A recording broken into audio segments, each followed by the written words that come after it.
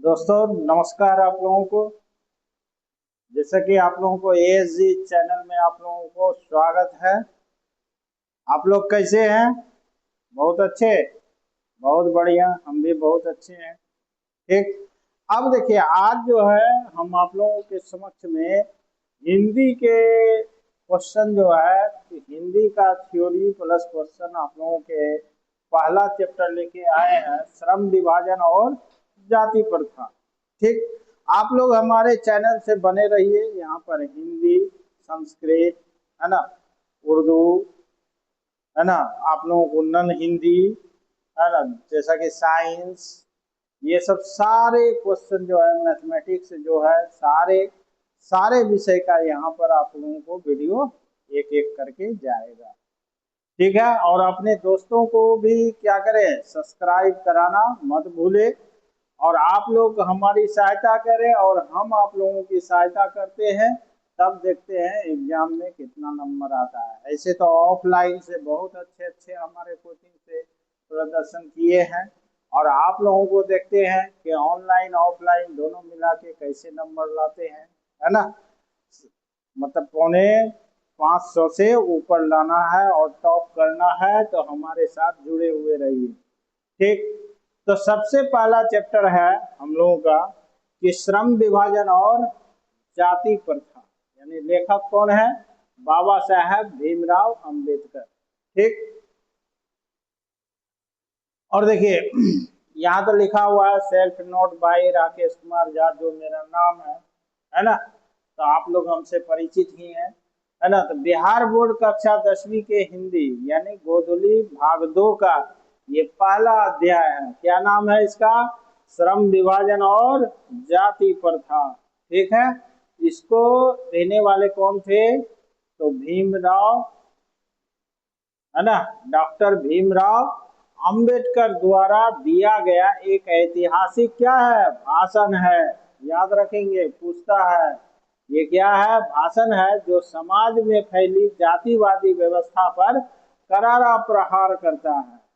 यह पाठ उनके प्रसिद्ध भाषण, कौन सा भाषण? Annihilation of caste, annihilation of caste का हिंदी रूपांतरण है, जिसे कौन हिंदी अनुवाद किया था? तो ललई सिंह यादव। यहाँ ही नहीं पूछता है, इसको यूपीएससी सब में भी इस क्वेश्चन को पूछा जाता है। आप लोग ध्यान दीजिएगा, समझ गए? तो कौन देता है? ललई सिंह यादव ने क्या किया था? अनुवाद किया था। ललई सिंह, है ना, यादव ने अनुवादित किया था, है ना। तो लेखक परिचय है, संक्षिप्त में दे देते हैं। तो इसके लेखक कौन होंगे? डॉक्टर भीमराव अंबेडकर हो गए, संविधान निर्माता और मानव मुक्ति के पुरोधा भी कहा जाता है इन्हें। मानव मुक्ति के पुरोधा भी कहा जाता है, और संविधान निर्माता, जिसका जन्म कब हुआ था? 14 अप्रैल 1891, है ना, महू मध्य प्रदेश में हुआ था। कहाँ पर हुआ था? महू एक स्थान है जिस मध्य प्रदेश में हुआ था। ठीक। अब हम लोग बाबा साहब के, है ना, यानी डॉक्टर भीमराव अंबेडकर बाबा साहब के जन्म और पारिवारिक पृष्ठभूमि में आते हैं, जो लेखक परिचय के अंतर्गत ही क्या किया जाता है, तो पूछा जाता है। तो सबसे पहले हम लोगों को पता है जन्म कब हुआ था? 14 अप्रैल 1891 को हुआ था, है ना। और जन्म स्थान महू मध्य प्रदेश में एक दलित, यानी जिसको महार भी बोला जाता है। क्या बोला जाता है? महार। ये शब्द भी याद रखिएगा। महार परिवार में हुआ था, है ना। और इसके इनकी माता का नाम क्या था? भीमाबाई, जो बराबर परीक्षा में पूछे जाते हैं। और पिता का नाम क्या था? रामजी मालोजी सकपाल, है ना, रामजी मालोजी सकपाल, जो बराबर परीक्षा में पूछा जाता था, है ना। वे सेना में सूबेदार थे। क्या थे? सेना में क्या थे? सूबेदार के पोस्ट पर थे, समझ गए। अब आते हैं शिक्षा और उच्च अध्ययन। इन्होंने शिक्षा कहाँ से? तो प्रारंभिक शिक्षा यानी कि प्राथमिक शिक्षा जिसको बोलते हैं या प्रारंभिक शिक्षा। इन्होंने अपनी प्राथमिक शिक्षा स्थानीय स्कूल से पूरी की, है ना। कहाँ से? स्थानीय स्कूल, यानी जो वहाँ के स्थान पर थे। अछूत माने जाने के कारण इन्हें बचपन में अनेक सामाजिक भेदभावों का सामना करना पड़ा, है ना। छोटी जाति के होने के कारण जो है इसको जो है बचपन में अनेक सामाजिक भेदभावों का सामना करना पड़ा, है ना। और उच्च शिक्षा बड़ौदा नरेश, है ना, सयाजी राव गायकवाड़ से प्रोत्साहन और छात्रवृत्ति पाकर वे उच्च शिक्षा के लिए कहाँ गए? न्यूयॉर्क या अमेरिका, और फिर वहां से कहाँ गए? लंदन गए, है ना, यानी इंग्लैंड गए। वहां से पहले वो कहाँ गए विदेशों में? तो किससे उच्च शिक्षा के लिए किसने इसको स्कॉलरशिप दी? तो बड़ौदा नरेश, है ना, जिसका नाम था सयाजी राव गायकवाड़। ये सबको याद रखेंगे, ये सब यूपीएससी में भी पूछा जाता है। और फिर वहां से कहाँ गए? तो पहले कहाँ गए? अमेरिका गए, और अमेरिका यानी न्यूयॉर्क, और फिर वहां से कहाँ चले गए? लंदन यानी इंग्लैंड गए। उपाधियां इन्होंने वकालत की, जिसमें बैरिस्ट्री की पढ़ाई की, और अर्थशास्त्र में पीएचडी की डिग्री हासिल की। और इकोनॉमिक्स, अर्थशास्त्र किसको कहते हैं? इकोनॉमिक्स। इकोनॉमिक्स में क्या किया? पीएचडी हासिल की। और किसकी पढ़ाई की? तो बैरिस्ट्री यानी वकालत की पढ़ाई की। ठीक, अब हम लोग आगे आते हैं, है ना। सामाजिक एवं राजनीतिक योगदान। तो भारतीय संविधान के निर्माता क्या है? तो भारतीय संविधान के निर्माता, यानी डॉक्टर अंबेडकर को भारतीय संविधान का जनक यानी फादर ऑफ इंडियन कॉन्स्टिट्यूशन, है ना, फादर ऑफ इंडियन कॉन्स्टिट्यूशन यानी भारतीय संविधान का जनक कहा जाता है, यानी पिता कहा जाता है। वे संविधान की प्रारूप समिति, है ना, ड्राफ्टिंग कमिटी, है ना, प्रारूप समिति के अध्यक्ष थे। क्या थे वो? अध्यक्ष थे। ये सब क्वेश्चन बहुत पूछा जाता है। चिंतन के प्रेरक व्यक्ति थे। बाबा साहब के जीवन और चिंतन के मुख्य रूप से 3 प्रेरक व्यक्ति रहे। पहला कौन रहा? तो बुद्ध, दूसरा कौन? कबीर, और तीसरा ज्योतिबा फूले, है ना। तो 3 आदमी इसके क्या थे? प्रेरक व्यक्ति रहे हैं, है ना। अब हम लोग आगे बढ़ते हैं।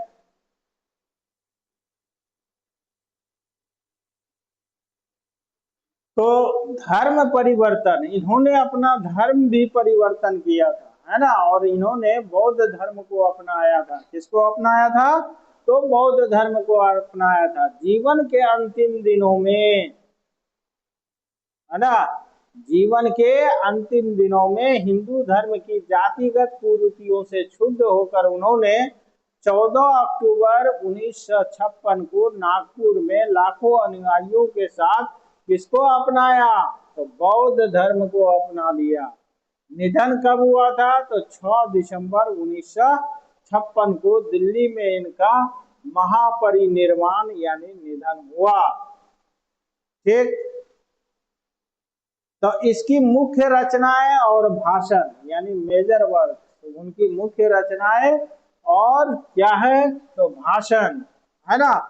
ये क्या क्या है? तो हम लोग जानते हैं एनिहिलेशन ऑफ कास्ट, जिससे इस आपके जो पाठ्य पुस्तक में जो कहानी है श्रम विभाजन और जाति प्रथा, यानी कहानी नहीं वो भाषण ही है, तो इसी से लिया गया है, एनिहिलेशन ऑफ कास्ट से। यह उनका सबसे विख्यात भाषण है, जिनका हिंदी रूपांतरण किसने किया था? ललई सिंह यादव ने, जो पहले ही बता चुके हैं। जाति भेद का उच्छेद नाम से किया। हमारा पाठ इसी भाषण का क्या है? अंश है। तो इसको भी पूछा जाता है कि श्रम विभाजन और जाति प्रथा किससे लिया गया है? तो एनिहिलेशन ऑफ कास्ट से लिया गया है ना। इसके ट्रांसलेटर कौन है? तो ललई सिंह यादव है। कौन है? ललई सिंह यादव हैं, यादव हो जाएगा। The caste in India their mechanism, है ना, जेनेसिस एंड डेवलपमेंट, है ना, और genesis and development who are Shudras, है ना, इन्होंने जो लिखा है who are Shudras, the untouchables, क्या लिखे हैं, the untouchables, Buddha and his Dhamma, है ना, Buddha and his Dhamma, thoughts on, है ना, linguistic states, thoughts in linguistic states, है ना। अब यहाँ पर देखिए एक चीज हमने डाला है, विशेष नोट करके डाला है कि भारत सरकार ने कल्याण मंत्रालय द्वारा बाबा साहब का पूरा वाङ्मय साहित्य, यानी बाबा साहब अम्बेडकर संपूर्ण वाङ्मय नाम से 21 खंडों में क्या किया है, प्रकाशित कर चुका है। कितने खंडों में, 21 खंडों में प्रकाशित कर चुका है। इन सबों को आप लोग याद रखेंगे, है ना। अब देखिए समर्थकों का तर्क क्या हुआ, है ना, तो समर्थकों का तर्क था कि आज के आधुनिक युग में, है ना, कुछ लोग जातिवाद का समर्थन करते हैं। किसका समर्थन करते हैं, तो जातिवाद का समर्थन करते हैं, है ना। उनका मानना है कि कार्य कुशलता के लिए श्रम विभाजन, यानी श्रम माने क्या होता है, काम, यानी काम का बंटवारा जरूरी है, और चूंकि जाति प्रथा भी श्रम विभाजन का ही दूसरा रूप है, इसलिए इसमें कोई बुराई नहीं है, इसमें कोई बुराई नहीं है ना। और लेखक की आपत्ति, यानी डॉक्टर अंबेडकर साहब कहते हैं कि जाति प्रथा केवल श्रम का विभाजन नहीं करती, बल्कि श्रमिकों का विभाजन, यानी लोगों को ऊंच नीच में क्या करता है, बांटता है ना। तो डॉक्टर भीमराव अंबेडकर जी यानी बाबा साहब कहते हैं कि ये जो है श्रम विभाजन नहीं करता है, यानी जाति प्रथा केवल श्रम विभाजन ही नहीं करता है, बल्कि क्या करता है, श्रमिकों का विभाजन करता है, यानी लोगों को क्या करता है, ऊंच नीच में बांटता है, यानी बांटना भी कर देती है, जो दुनिया के किसी सभ्य समाज में नहीं पाया जाता है। दुनिया के और किसी भी सभ्य समाज में ऐसी घटना नहीं होती है ना। जाति प्रथा के मुख्य दोष क्या क्या है, और रुचिपूर्ण कार्य। जाति प्रथा में मनुष्य का पेशा उसकी योग्यता या रुचि के आधार पर नहीं, बल्कि उसके गर्भधारण के समय जन्म से पहले ही माता पिता के सामाजिक स्तर के अनुसार तय कर दिया जाता है। कि जैसे कोई लोहार के घर में जन्म लेता है तो उसका बाल बच्चा का भी श्रम क्या होना चाहिए, लोहार का होना चाहिए, है ना। तो इस तरह से इसमें क्या करता है कि लोगों को क्या करता है, तो गर्भधारण के समय ही, जन्म से पहले ही माता पिता के सामाजिक स्तर, जो उसका सामाजिक स्तर है, समाज में स्तर है ना, के अनुसार तय कर दिया जाता है कि जैसे कहार का बेटा क्या बनेगा, कहार ही होगा, है ना। तो इसी तरह कर दिया, तो यही क्या था, और रुचिपूर्ण कार्य था, है ना। बेरोजगारी और भूखमरी, यह प्रथा मनुष्य को जीवन भर के लिए एक ही पेशे में बांध देती है। सही बात है, यह प्रथा क्या करता है, मनुष्य को जीवन भर के लिए एक ही पेशे में बांध देता है। यदि देश में उद्योग धंधों में बदलाव के कारण वह पेशा अनुपयोगी हो जाए तो भी व्यक्ति को अपना पेशा बदलने की अनुमति नहीं होती। इसके कारण समाज में क्या फैलता है, बेरोजगारी और भूखमरी पैदा होती है ना। कि आप जो है दूसरे काम को आप नहीं कर सकते हैं, तो जिसके चलते क्या होता है, समाज में बेरोजगारी, भूखमरी, ये सब जो है ना पैदा होती है। मानसिक दासता क्या होता है कि जब व्यक्ति अपने इच्छा के विरुद्ध कोई काम करता है, मान लेते हैं कोई क्या है, धोबी का लड़का है, और धोबी का कार्य क्या है, कपड़े में प्रेस करना, कपड़े को धोना। अगर यदि हो सकता है कि उसके घर में कोई बालक जन्म ले उसको ये सब चीज में रुचि नहीं है ना। तो मानसिक दासता होता है जब व्यक्ति अपनी इच्छा के विरुद्ध कोई काम करता है तो उसका मन काम में नहीं लगता, जिससे कार्य क्षमता घटती है और समाज का विकास भी क्या हो जाता है, रुक जाता है।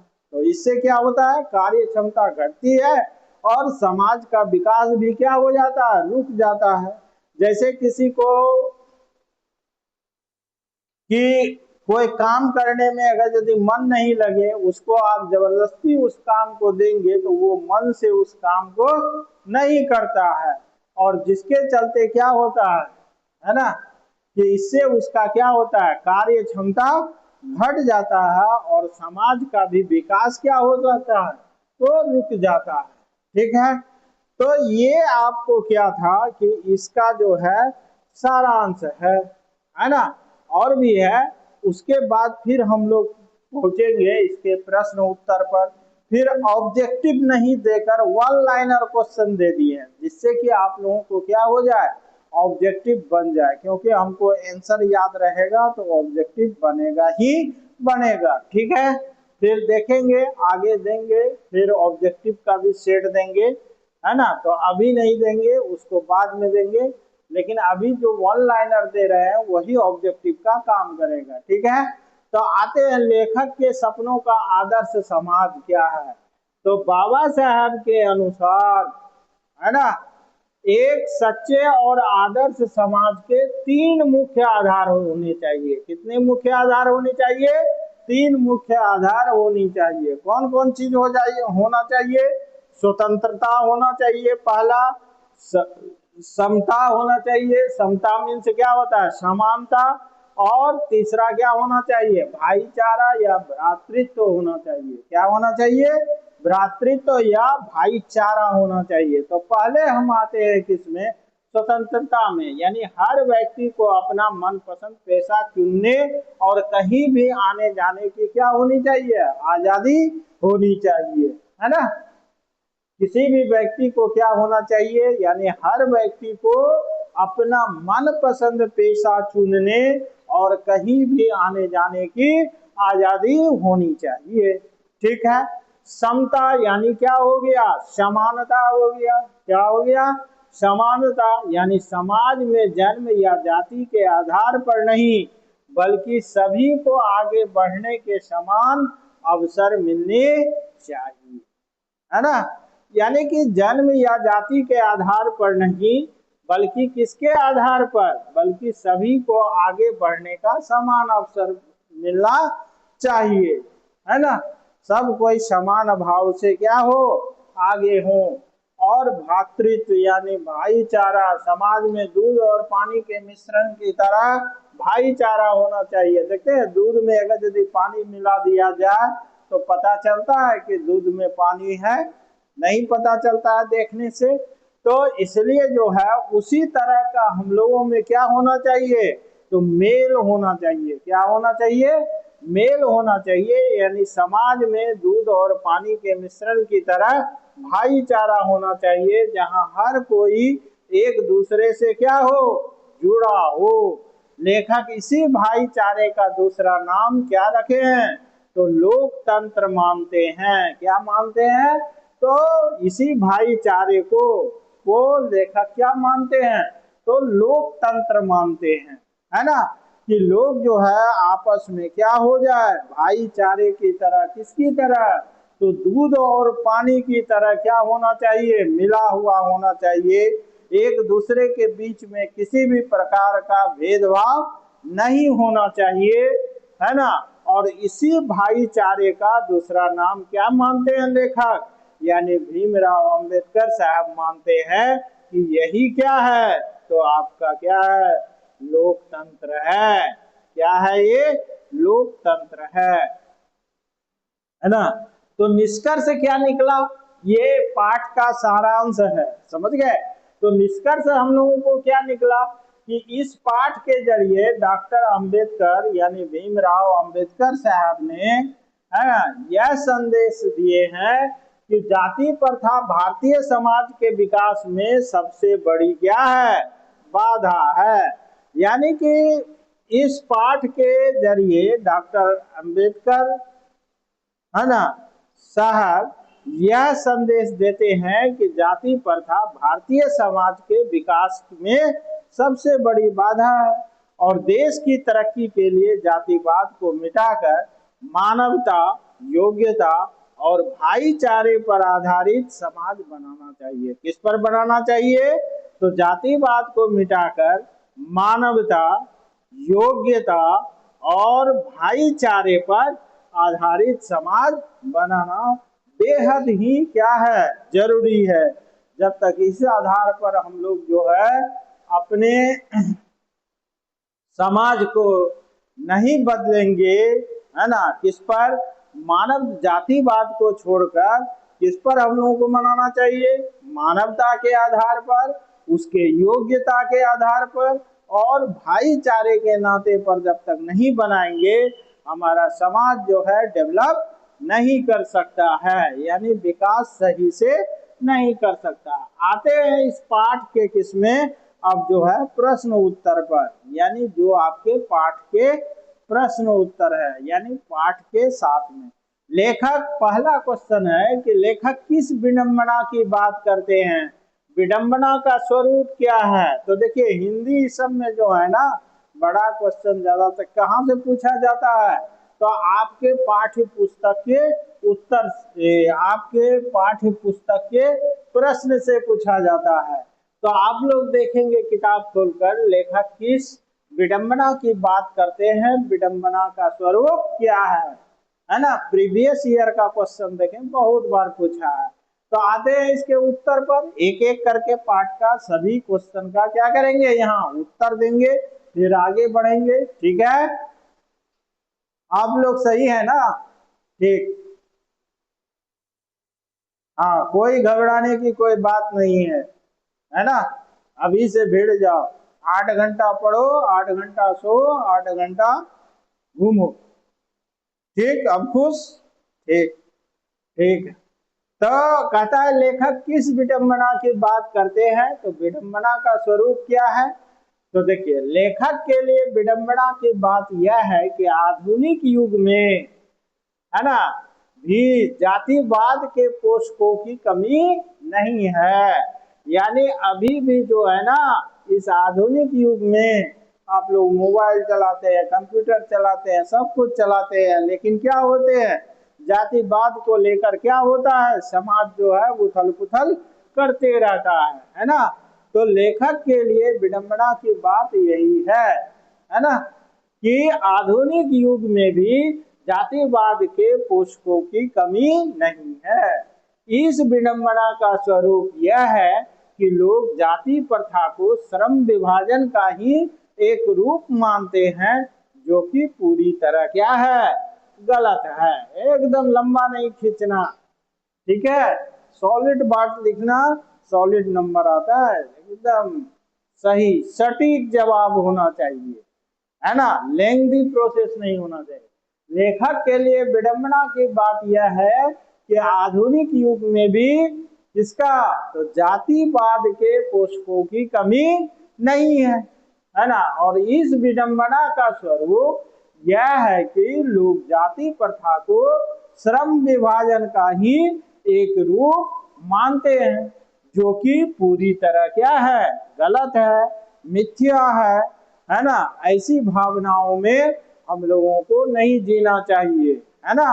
और ये बात हम नहीं बोल रहे हैं, हमारे संविधान निर्माता कौन बोल रहे हैं, बाबा साहब बोल रहे हैं, है ना। अब देखिए दूसरा क्वेश्चन है, जातिवाद के पोषक उसके पक्ष में क्या तर्क देते हैं, है ना। जातिवाद के, है ना, पोषक उसके पक्ष में क्या तर्क देते हैं? तो जातिवाद के पोषक तर्क देते हैं कि आधुनिक सभ्य समाज कार्य कुशलता के लिए श्रम विभाजन को, किसको भाई, तो श्रम विभाजन को आवश्यक मानता है ना। जातिवाद के पोषक तर्क के देते हैं कि आधुनिक सभ्य समाज कार्य कुशलता के लिए श्रम विभाजन को आवश्यक मानता है। चूंकि जाति प्रथा भी श्रम विभाजन का ही दूसरा रूप है, इसलिए इसमें कोई बुराई नहीं है। ये कौन कह रहा है? ये बाबा साहब नहीं कह रहे हैं, ये कौन कह रहे हैं? जातिवाद के जो लोग क्या है, पोषक हैं, जो उसको लेके चलते हैं, उनका कहना है ना। तो अब कहता है जातिवाद के पक्ष में दिए गए तर्कों पर लेखक की प्रमुख आपत्तियां क्या है ना। तो लेखक कौन? डॉक्टर भीमराव अंबेडकर, है ना, यानी बाबा साहब। लेखक की पहली आपत्ति यह है कि जाति प्रथा केवल श्रम विभाजन नहीं करती, बल्कि श्रमिकों का भी ऊंच नीच में विभाजन कर देती है। तो बाबा साहब कहते हैं कि लेखक यानी बाबा साहब की यही आपत्ति है कि जाति प्रथा केवल जो है श्रम का विभाजन नहीं करती, बल्कि श्रमिकों का भी ऊंच नीच में विभाजन कर देती है। दूसरी आपत्ति यह है कि यह विभाजन व्यक्ति की रुचि या क्षमता पर आधारित नहीं होता है ना। तो यह जो आपत्ति है, मतलब दूसरा आपत्ति यह है कि यह जो विभाजन है व्यक्ति की रुचि या क्षमता पर आधारित नहीं है ना। अब हम लोग आगे बढ़ते हुए जाते हैं चौथे नंबर के प्रश्न में। कहता है कि जाति, है ना, जाति भारतीय समाज में श्रम विभाजन का स्वाभाविक रूप क्यों नहीं, है ना, कही जा सकती है ना, क्यों नहीं कही जा सकती। तो इसका अर्थ है कि क्योंकि भारतीय समाज में जाति आधारित श्रम विभाजन मनुष्य की रुचि, इच्छा या उनकी व्यक्तिगत क्षमता पर निर्भर नहीं करता। यह मनुष्य को जन्म से पहले ही यानी गर्भधारण के समय में ही, यानी जब वो अपनी माँ के पेट में रहता है, तब ये जो है यह तय पेशे से बांध देता है कि लोहार का बेटा लोहार ही बनेगा, धोबी का बेटा धोबी ही बनेगा, है ना, तेली का बेटा तेली ही बनेगा। तो इस तरह से तभी ही क्या कर देता है, तो इसकी जो है उसके पेशे से क्या करते हैं, तो बांध देते हैं। तो क्योंकि अब देखिए जाति भारतीय समाज में श्रम विभाजन का स्वाभाविक रूप क्यों नहीं कही जा सकती, क्वेश्चन यही है। आंसर होगा क्योंकि भारतीय समाज में जाति आधारित श्रम विभाजन मनुष्य की रुचि, इच्छा या उसकी व्यक्तिगत क्षमता पर निर्भर नहीं करता। तो किस किस बात पर? रुचि, इच्छा या उसकी व्यक्तिगत क्षमता पर निर्भर नहीं करता। यह मनुष्य को जन्म से पहले ही यानी गर्भधारण के समय ही, है ना, एक तय पेशे से बांध देता है। किससे बांध देता है? एक तय पेशे से बांध देता है। अब हम लोग आगे बढ़ते हैं, है ना। जाति प्रथा भारत में बेरोजगारी का एक प्रमुख और प्रत्यक्ष कारण कैसे बनी हुई है ना। तो क्या है ना, जाति प्रथा भारत में जो है बेरोजगारी का एक प्रमुख और कैसा प्रत्यक्ष कारण कैसे बनी हुई। तो देखिए जाति प्रथा को इच्छा न होने पर भी अपने पूर्वजों के पेशे को अपनाने पर मजबूर करती है। आधुनिक युग में उद्योग धंधों की प्रक्रिया और तकनीक बदलने पर भी लोग अपना पेशा नहीं बदल पाते और विपरीत परिस्थितियों में पेशा न बदल पाने के कारण लोग भूखे मरने लगते हैं और जिससे क्या होती है, तो बेरोजगारी फैलती है। और उससे क्या होती है, तो बेरोजगारी फैलती है। अब दूसरा प्रश्न है यहाँ पर, है ना, कि लेखक आज के उद्योगों में गरीबी और उत्पीड़न से भी बड़ी समस्या किसे मानते हैं और क्यों। तो लेखक गरीबी और उत्पीड़न से भी बड़ी समस्या इस बात को मानते हैं कि बहुत से लोग अपने निर्धारित कार्य को अरुचि और केवल विवशतावश यानी मजबूरी में करते हैं, है ना। बहुत से कार्य को लोग क्या करते हैं, तो निर्धारित कार्य को अरुचि और केवल विवशतावश यानी मजबूरी में करते हैं। और ऐसी स्थिति में व्यक्ति का दिल और दिमाग काम में नहीं लगता, जिससे कार्य कुशलता क्या हो जाती है, समाप्त हो जाती है, यानी बढ़िया ढंग से उस कार्य को नहीं कर सकता है ना। अब अगला प्रश्न में आते हैं, लेखक ने पाठ में किन प्रमुख पहलुओं से जाति प्रथा को एक हानिकारक प्रथा के रूप में दिखाया, है ना। कि लेखक ने पाठ में किन प्रमुख पहलुओं को, ध्यान दीजिएगा, पहलुओं से, लेखक ने पाठ में किन प्रमुख पहलुओं से, है ना, प्रमुख पहलुओं से जाति प्रथा को एक हानिकारक प्रथा के रूप में दिखाया है। ठीक, तो लेखक ने स्पष्ट किया है कि जाति प्रथा मनुष्य की स्वाभाविक प्रेरणा, रुचि और आत्मशक्ति को दबा देती है। किसको दबाती है, स्वाभाविक प्रेरणा, रुचि और किसको, आत्मशक्ति को दबा देती है। यह उसे अस्वाभाविक नियमों में जड़कर निष्क्रिय बना देती है, जिससे समाज का आर्थिक, सामाजिक और बौद्धिक विकास क्या होता है, तो रुक जाता है ना। तो समाज का क्या क्या होता है, आर्थिक विकास रुकता है और सामाजिक विकास रुकता है और बौद्धिक विकास भी क्या हो जाता है, रुक जाता है ना।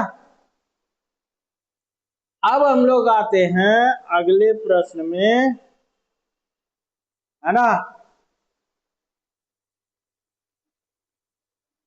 कि कि सच्चे लोकतंत्र की स्थापना के लिए लेखक ने किन विशेषताओं को आवश्यक माना है ना।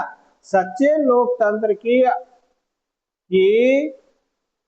स्थापना के लिए लेखक ने किन विशेषताओं को आवश्यक माना है, तो उत्तर में क्या होगा कि लेखक के अनुसार सच्चे लोकतंत्र के लिए समाज में क्या होना चाहिए, स्वतंत्रता, समता और भ्रातृत्व यानी भाईचारे की भावना होनी चाहिए, है ना।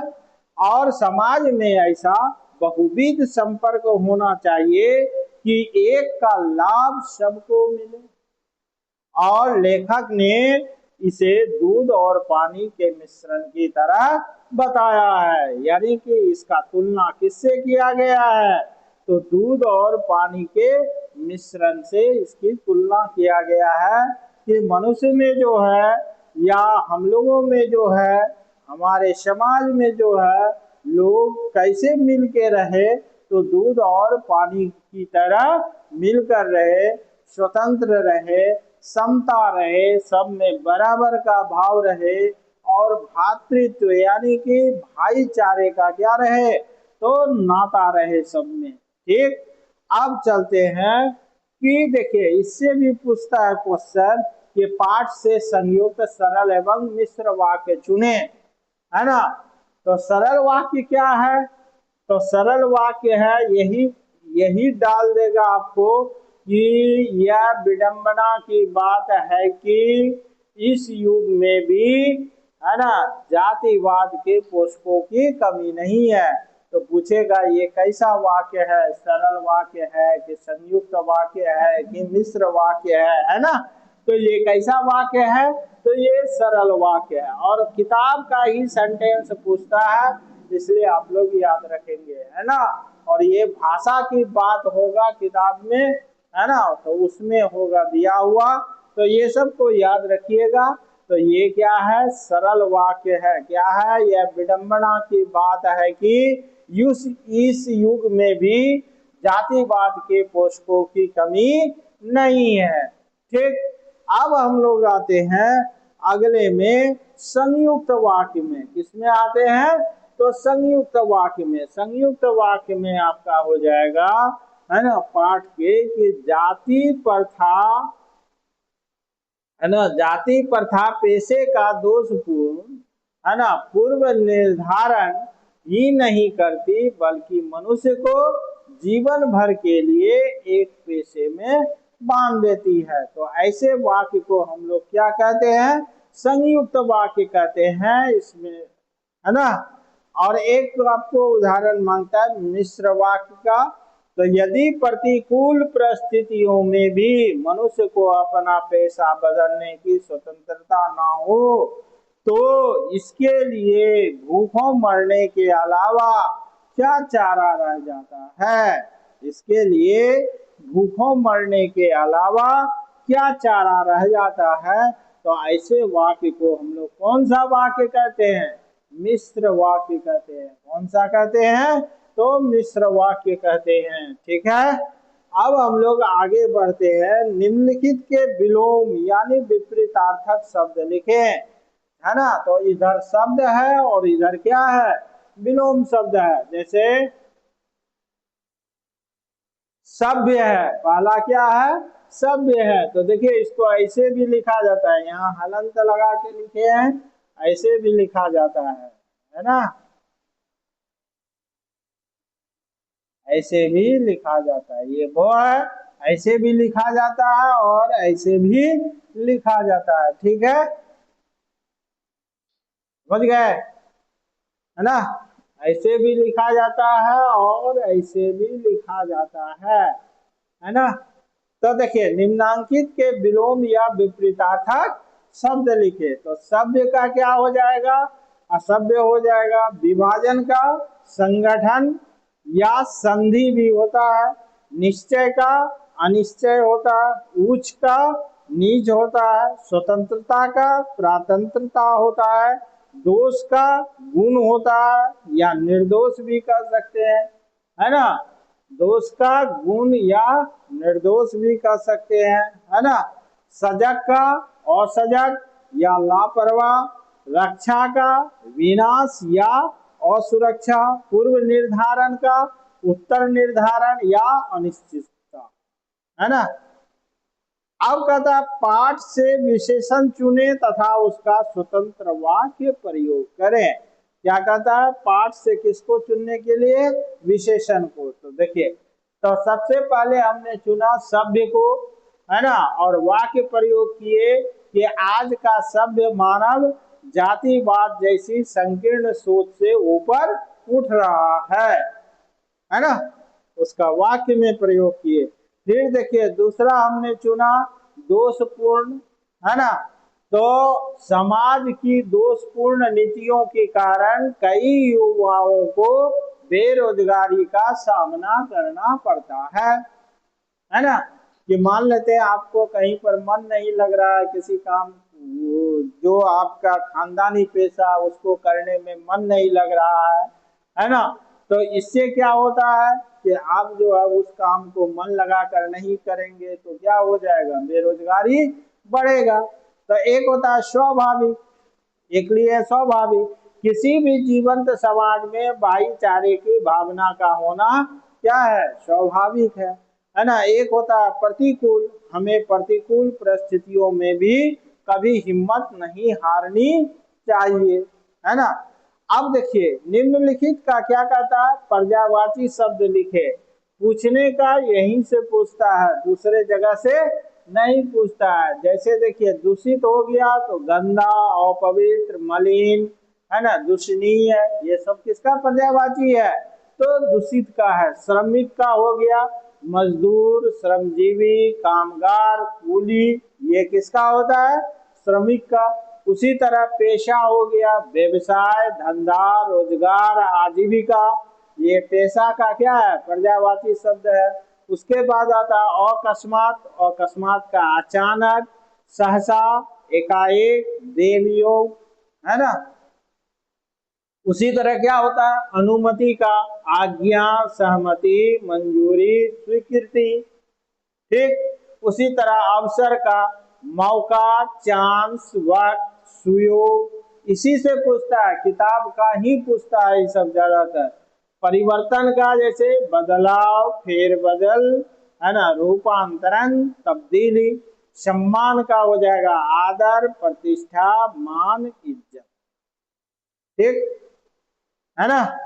तो ये आपका क्या रहा, पर्यायवाची शब्द रहा। अब आते हैं हम लोग, है ना, छोटे क्वेश्चन जिसको ऑब्जेक्टिव कहते हैं। तो यहाँ पर 4 चॉइस नहीं देकर यहाँ पर सिर्फ क्या दिया गया है, तो आंसर डाल दिए हैं, है ना। समझ गए, 4 चॉइस ना देकर क्या दिए हैं, आंसर दिए हैं। ठीक ठीक, समझ गए ना। क्यों, क्योंकि 4 चॉइस में क्या होता है, याद करने में भी आप लोगों को थोड़ा सा, वो बाद में देंगे तो आप लोग तुरंत तुरंत बोल देंगे, सिर्फ आंसर ही बोलेंगे, है ना। सही है, ठीक है ना। तो कुछ विद्यार्थियों के कहने पर ही हमने इस तरह से दिया है कि सिर्फ जो है आंसर दे देते हैं, है ना। तो कहा जो सत्य है उसी में तो मारना, फिर ऑब्जेक्टिव जब होगा तो देखा जाएगा, है ना। मल्टीपल चॉइस उस समय में देंगे कुछ, है ना, एग्जाम से पहले भी देते हैं। तो देखिए, श्रम विभाजन और जाति प्रथा पाठ के लेखक कौन है, तो अब तो इसमें दूसरा नाम नहीं होगा, है ना। तो जो है वही होगा, इसलिए यहाँ पर नाम ही दे दिए, डॉक्टर भीमराव अंबेडकर, है ना। याद करने में भी ऐसे क्या होता है, सुविधा होता है। बाबा साहब भीमराव अंबेडकर का जन्म कब हुआ था, तो 14 अप्रैल 1891 को, तुरंत याद हो गया। डॉक्टर अंबेडकर का जन्म कहाँ हुआ था, तो मुहू मध्य प्रदेश में। तो देखिए यहाँ पर जो लिखे हैं लेखक परिचय और उनका जीवन से ऑब्जेक्टिव है ना। अंबेडकर जी का जन्म किस प्रकार के परिवार में हुआ था, तो एक दलित परिवार में। ठीक, बाबा साहब के पिता का नाम क्या था, रामजी सकपाल था, जो क्या थे, सूबेदार थे। बाबा साहब की माता का नाम क्या था, तो भीमाबाई थी, है ना, बराबर पूछता है। अंबेडकर जी को उच्च शिक्षा के लिए बड़ौदा नरेश ने कहाँ भेजा था, तो पहले वो कहाँ गए थे, न्यूयॉर्क गए थे, यानी अमेरिका। फिर वहां से कहाँ गए, तो लंदन या इंग्लैंड, जो कि मैंने थ्योरी में आप लोगों को, जीवन परिचय का थ्योरी में, यानी कि जीवन परिचय में आप लोगों को बता चुका हूँ, है कि नहीं। तो वही क्वेश्चन आता है।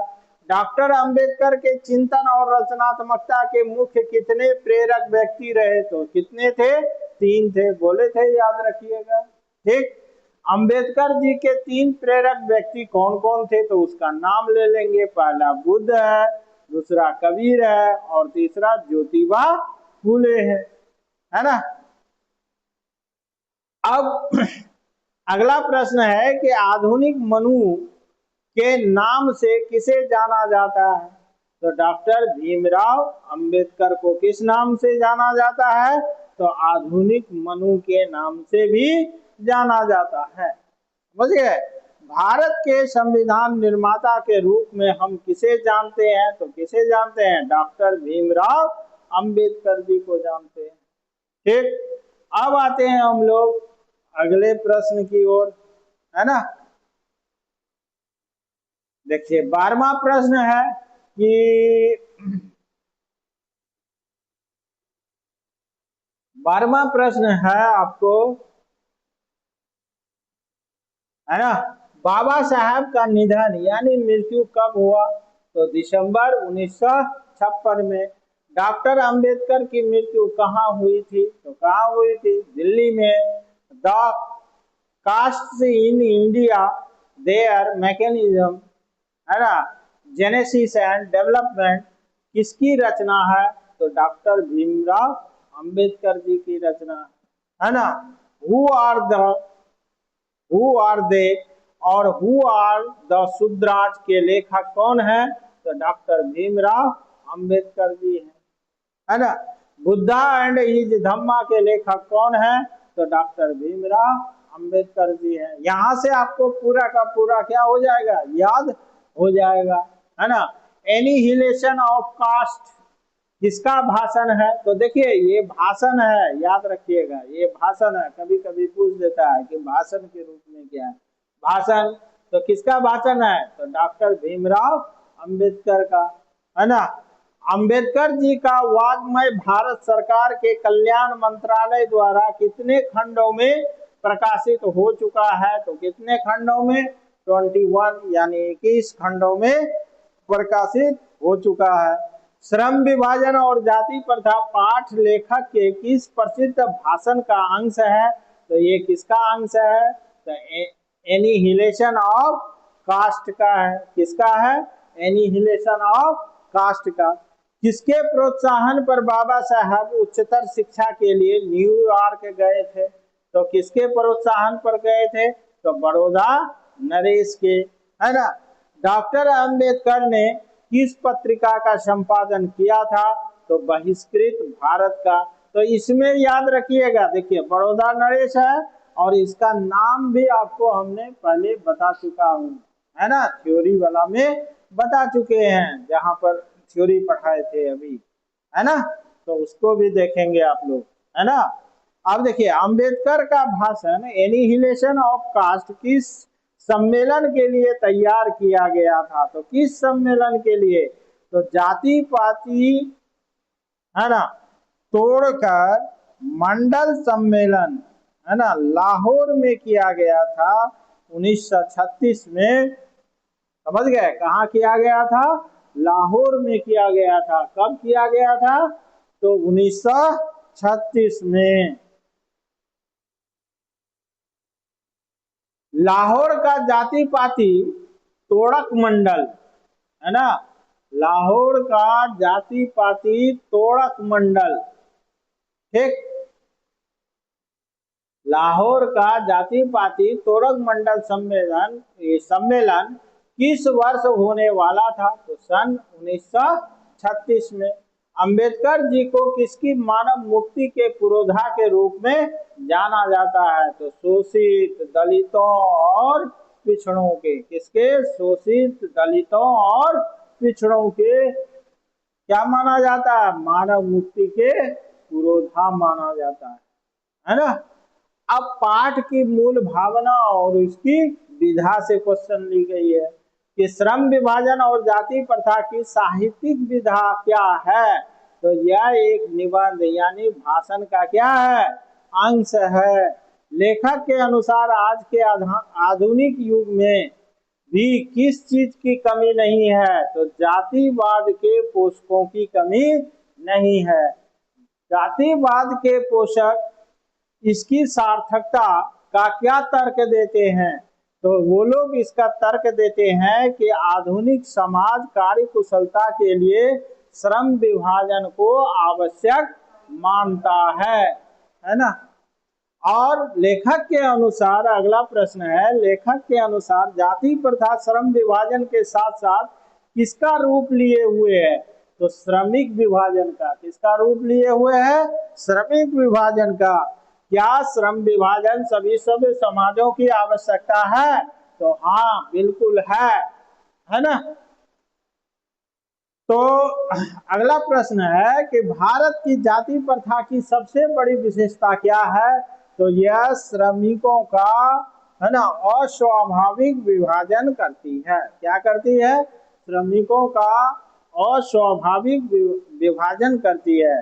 जाति प्रथा मनुष्य को किस पर आधारित पेशा चुनने पर मजबूर करती है? तो गर्भधारण के समय से ही माता पिता के पेशे पर, बताए थे ना, धोबी का बेटा धोबी ही होगा, है ना, और कहार का बेटा कहार ही होगा, है ना। अब आगे हम लोग चलते हैं। जाति प्रथा के अनुसार श्रम विभाजन किस पर आधारित नहीं होता? तो मनुष्य की रुचि और उसकी क्षमता पर। किस पर? है ना। तो जाति प्रथा के अनुसार श्रम विभाजन किस पर आधारित नहीं होता? तो ये मनुष्य की रुचि और उसकी क्षमता पर। अब हम लोग अगला क्वेश्चन जाते हैं।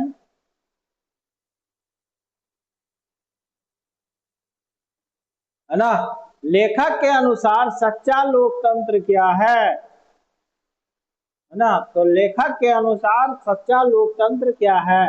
तो जिसमें स्वतंत्रता, समता और भ्रातृत्व यानी भाईचारा की भावना हो। भाईचारे का वास्तविक रूप किसके मिश्रण की तरह होना चाहिए? तो किसके मिश्रण की होना चाहिए? दूध और पानी की तरह होना चाहिए। ठीक। 11वां प्रश्न है, लोकतंत्र केवल शासन की एक पद्धति ही नहीं बल्कि क्या है? तो ये क्या है?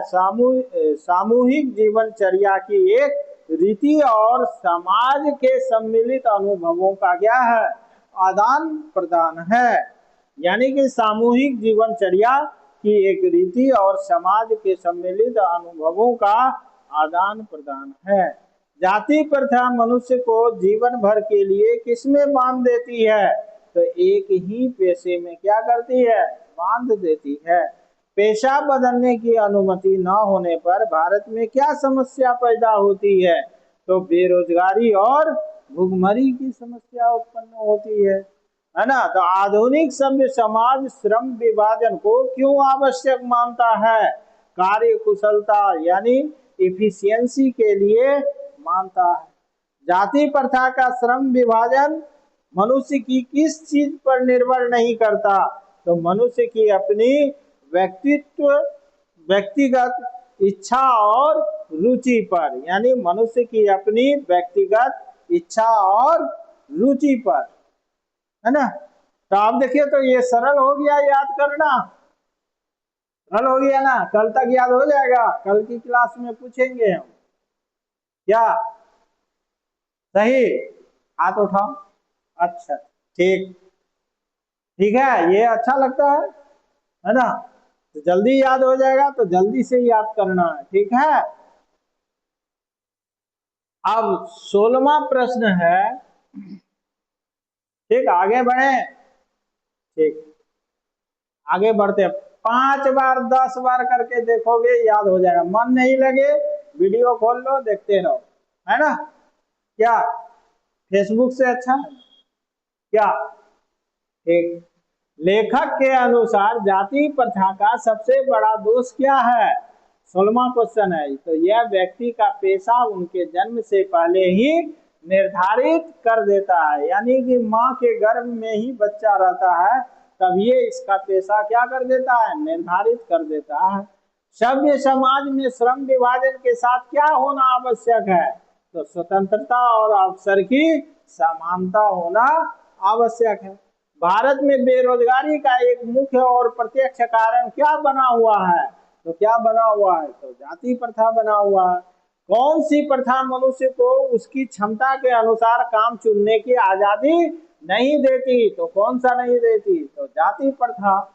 लेखक ने इस पाठ में किस सामाजिक बुराई पर कड़ा प्रभाव किया है? तो जातिवाद और छूछुआत पर। किस पर? जातिवाद और छुआछूत पर।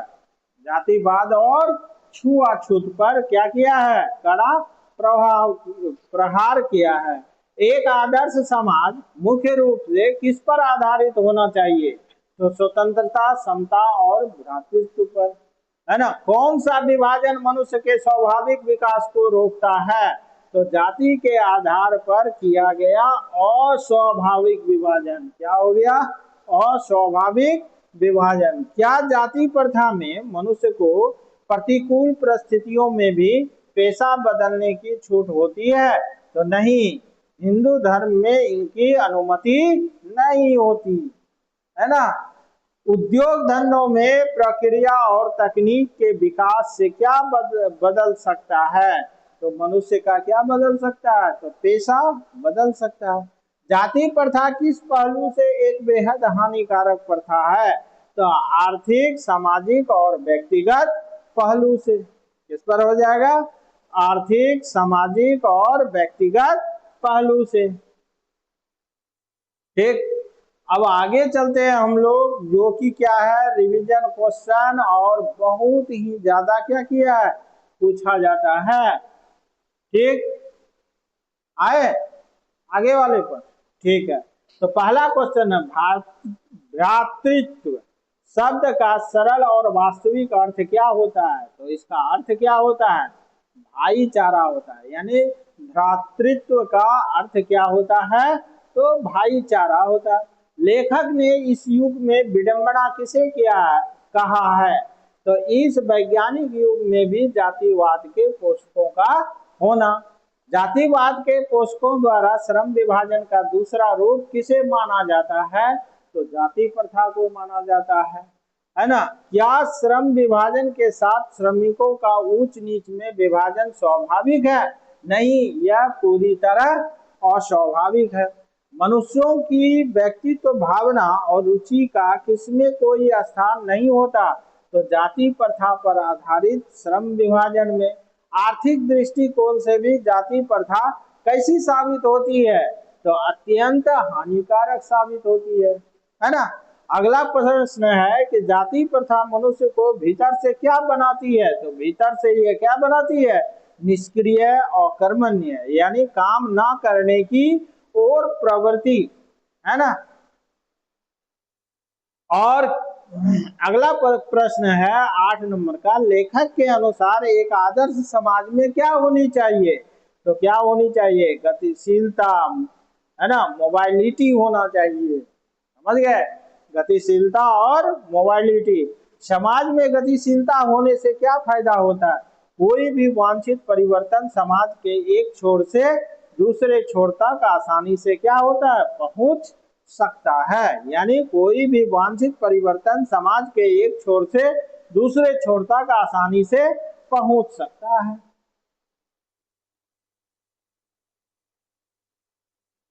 अगला प्रश्न है ना कि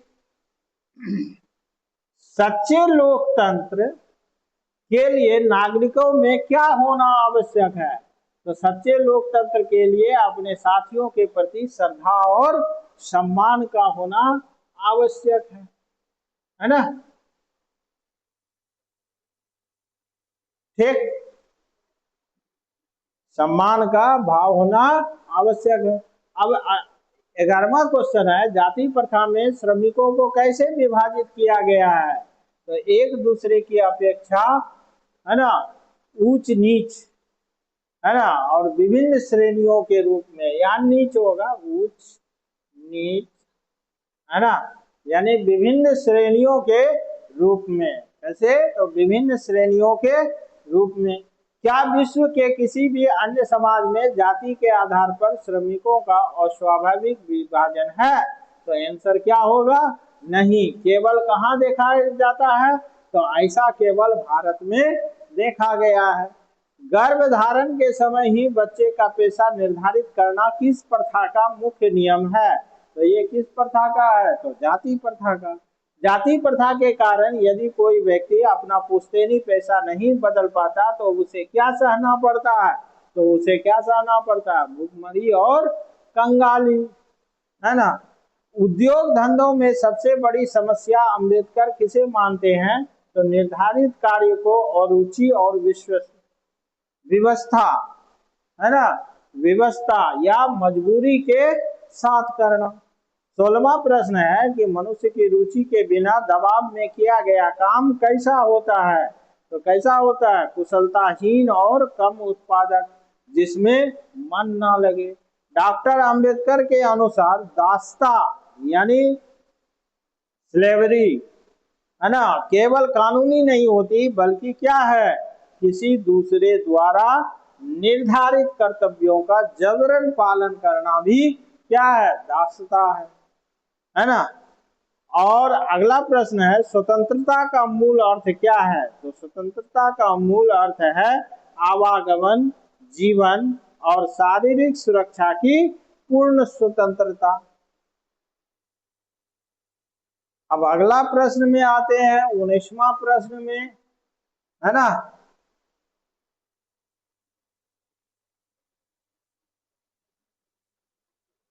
कि स्वतंत्रता का मूल अर्थ क्या है? तो आवागमन, जीवन और शारीरिक सुरक्षा की पूर्ण स्वतंत्रता। ये तो हो गया है।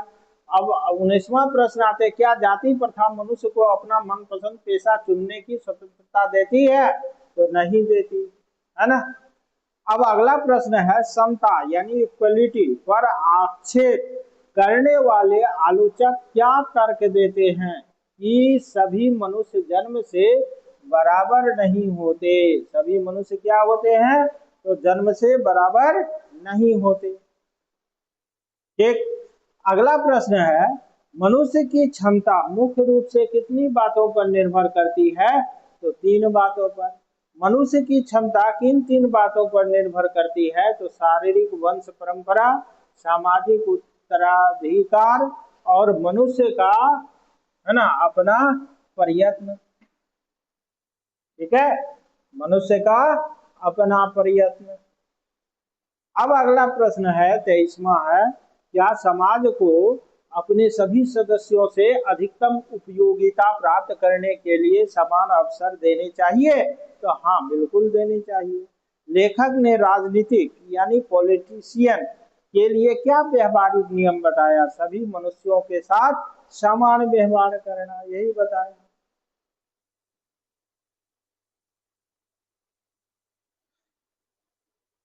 ठीक।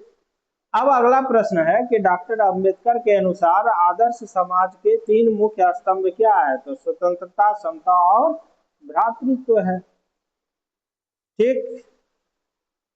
अब देते हैं आप लोगों को शॉर्ट ट्रिक, यानी कि ज्यादा पूछे जाने वाले प्रश्न, है ना।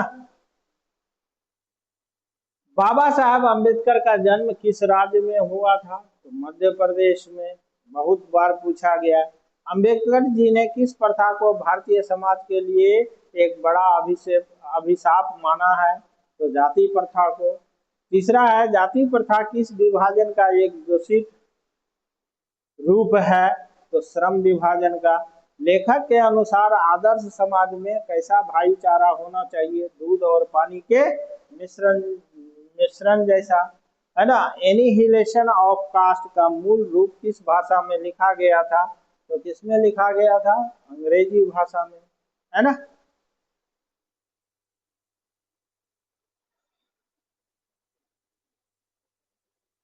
अगला प्रश्न आते हैं हम लोग, जातिवाद के पोषकों द्वारा श्रम विभाजन को किसका रूप स्वीकार किया गया है? तो जाति का। मनुष्य की शक्ति और रुचि के बिना किया गया श्रम क्या पैदा करता है? और रुचि और टालू प्रवृत्ति को, काम को टालना, है ना, जिसको काम चोरी भी कहा जाता है।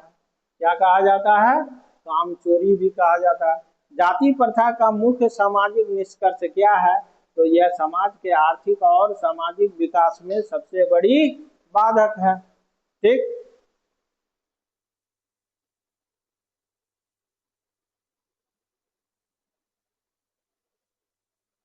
है ना। अंबेडकर जी ने किस भाषण को लाहौर सम्मेलन के, है ना, अध्यक्षीय भाषण के रूप में लिखा था? तो एनिहिलेशन ऑफ कास्ट, है ना।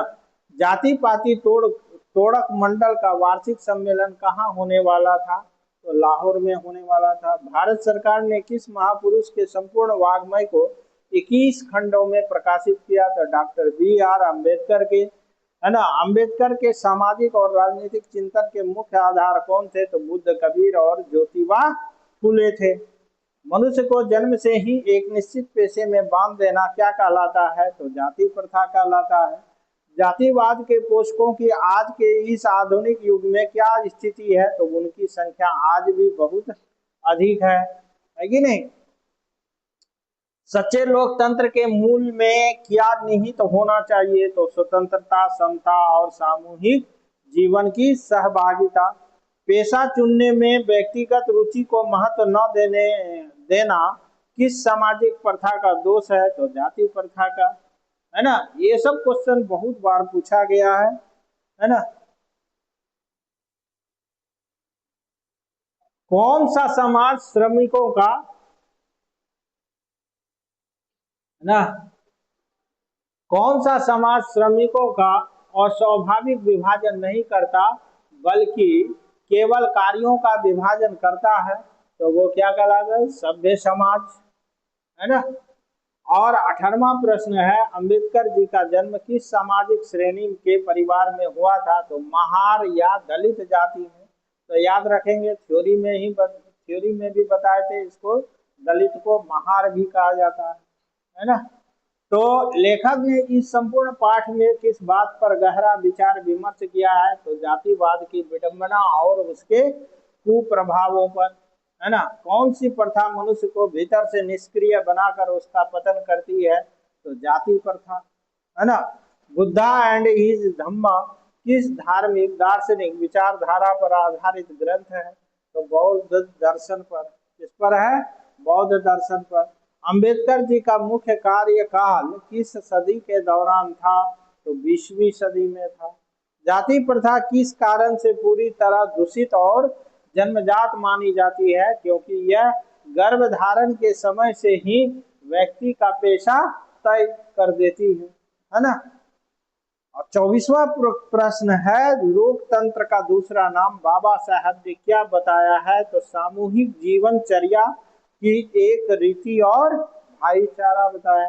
लेखक के अनुसार समाज के हर हिस्से में क्या होनी चाहिए, तो समानता, स्वतंत्रता और पूर्ण सहभागिता होनी चाहिए।